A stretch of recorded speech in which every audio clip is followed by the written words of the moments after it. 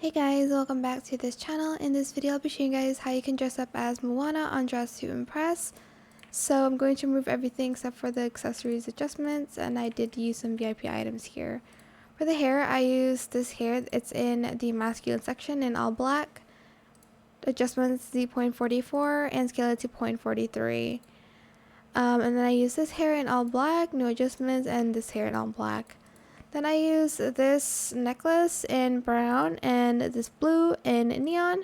Position the Z.47 and rotate it to 0.52. Scale it to 0.55. For the outfit itself, I used this for the top. I don't remember what color I used. I'm just going to color it red, like this red. Sorry, 843B16, and then this brown, and then this like pale color here.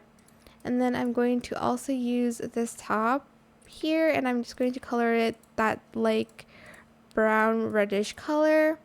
And then I'm going to get this skirt, and I'm going to color it this color, 896E5A.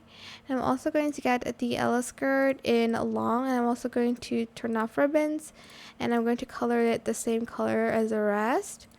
Then I am going to go to VIP again because I forgot something. I'm going to get this skirt in skirt only, use this pattern, and I'm going to color the bow the same as the top here.